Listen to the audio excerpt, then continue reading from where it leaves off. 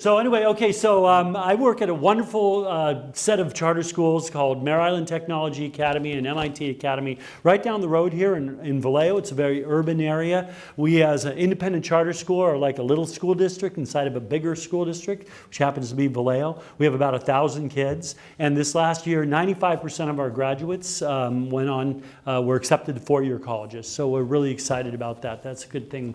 So we do a lot of innovative things, especially around RTI. But that's not what I'm actually going to talk about. I have two things I could throw at you. I have this amazing 3-slide PowerPoint presentation. One of them is called our Grad Lab, which is for credit recovery and how kids, when they fail, how we try to recover them, which is a huge challenge for anybody in a high school environment. The other one is about our new program around the new California legislation called AB 288, which allows community college classes to be taught in high school, and now with a bunch of very cool new rules that makes it a lot more doable. So do you want to hear about Grad Lab, or you want to hear about community college classes in high school? So those who want Grad Lab for at-risk kids and credit recovery, raise your hand. Okay, that's 14. Why not? All right, and then how about AB 288, getting community college classes into your high school?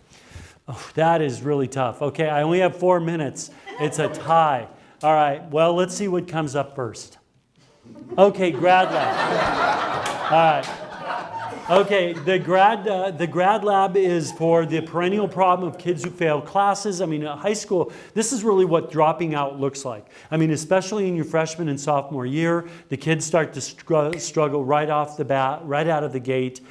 Before you know it, by the end of their freshman year, they've failed 3 or 4 classes. Traditionally, when I worked in what we call in the charter industry TPS, which is traditional public schools, it's kind of a denigrating term, so I won't. 2 minutes, all right. Hey, I just got started. I need a reset in my 4 minutes. Okay.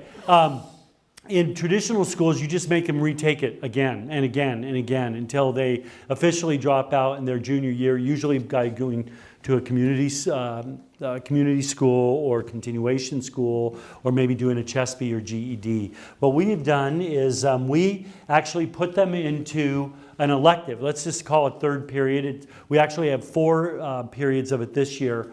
It's a 5-unit elective class. It's where they go if they failed a class. It's distance learning. We're currently using Play-Doh, although before we used Play-Doh, we used CyberHigh. Play-Doh is better for a variety of reasons. It's also more expensive. We have typically 15 to 25 kids in the classroom, all working on separate course, because some failed history, some failed biology. We have tutors in there, which are very important, particularly for math. It's almost impossible to get kids to pass a math class through distance learning unless they have a lot of support.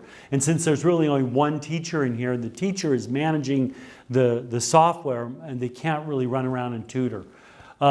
Students have been typically finishing 1.5 to 2 classes per semester, and of course this is on top of the elective credit they're getting. So it means in that one class they're typically picking up anywhere from 10 to 15 units as far as the recovery model.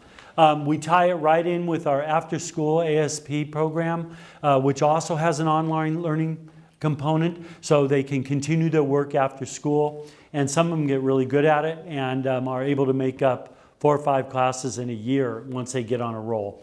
However, that's not guaranteed because these are at-risk kids. Some of the problems with it is math is a very hard nut to crack. When they fail, it's usually algebra or geometry. We require Algebra 2 to graduate, and that's a real hump to get over. They need a fair amount of tutoring. 1 minute, okay, I see it. You have to have a teacher who knows what they're doing. This isn't just herd the kids into the room, fire up the computers, and then sit back and read the paper. The teacher has to be very engaged, very hands-on. They have to know how to use the software effectively. That makes a huge difference in the efficacy of the program and how many credits the kids can ultimately earn. And then, of course, you have the typical complaints that you would get about summer school as well, is that, well, these classes aren't like the content that I I teach. I can't believe a kid's going to go in, take U.S. history and finish it in 3 weeks when they need a whole semester in my class to do that. So I mean, that kind of old school grumbling is inevitable, but I think as you develop a culture and you see that it really works for these at-risk kids, the teachers come to recognize it's a lot better to have them go in and do it through the grad lab than to have them re-sitting in their class again next semester or next year, just dragging down the whole program. So that's our grad lab. Next time, we'll talk about AB 288. All right. Applause. Thank you very much.